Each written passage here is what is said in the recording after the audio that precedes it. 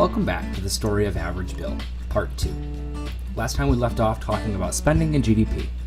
So why is what he produces, GDP, important if it isn't money in his pocket? Well, it's fairly common knowledge that as you grow, produce more, or increase GDP, that you're able to increase your income.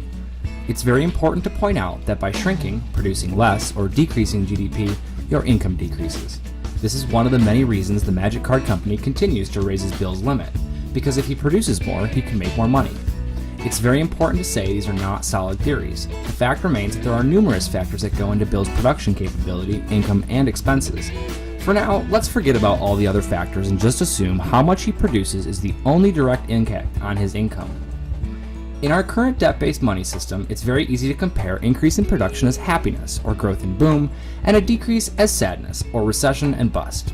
We've been trained to believe that in order to dig out of our debt, we need to grow. And while this is true, based on the numbers above, the only way he can keep growing is by spending more money. He can't spend more money because his credit card company won't raise the limit yet. If he can't spend more money, he's not going to be able to produce as much, thus not making as much. So let's get back to Bill. Let's look at a worst case scenario and assume his Magic Card Company won't raise his limit, and based on what we worked out above, he's still overspending by about $2 a day while he's shut down.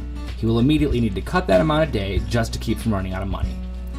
What does this new situation look like? Because we know that by spending less, he's not going to be able to produce as much. If Bill had to stick with this new budget for the next year, it's logical to assume that he would produce less, but how much less? Well, he used to produce $438 a day, and now he's only producing $423 a day. This represents about a 3.42% decline in growth.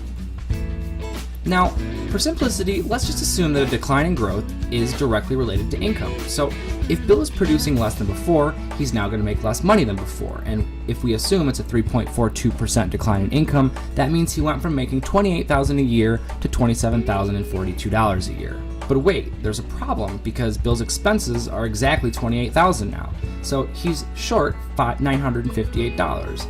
Which means he has to cut yet another $958, but remember, not from his interest payment. What we saw happen above is when Bill cut his expenses, it resulted in less production, which resulted in less income, which also resulted in him cutting more expenses. And you might ask, where does it stop?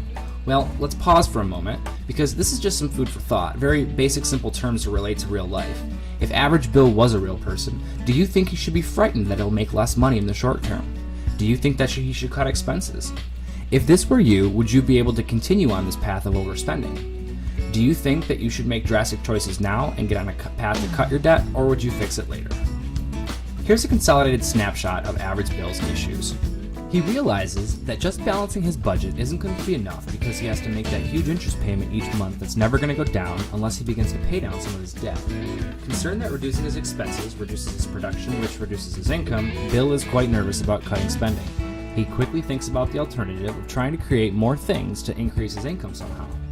But it seems without the Magic credit card increase, he's never going to be able to get out of his debt cycle. But the reality is he can. Yes, cutting spending did cause a decrease in income, which caused it in production, but let's take a closer look. See, he cut about 20% of his expenses, which resulted in only 3.42% reduction in GDP. So for every 5.85% reduction in expenses, he can expect a 1% loss in GDP and likely equal income loss. So at some point, because the decline in his expenses is faster than the loss of GDP, he's going to reach a break-even point, but long before zero.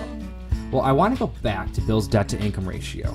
Forgetting the broken debt-based money system, forgetting all the external factors, again, how much debt can Average Bill sustain? Here's where it gets real, because for average Americans, lenders like to see this number around 36%. Unfortunately for us, we can see we are way far above that number, and there's a good chance our Magic Card Company might not raise our limit. So let's figure out how much Bill can reduce expenses and see if we can free up some money to begin paying off the debt.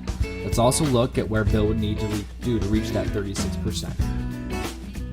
If Average Bill's ability to take the excess income every year and apply it to his debt in the debt reduction scenario, he would have $4,485 each year to pay down his debt.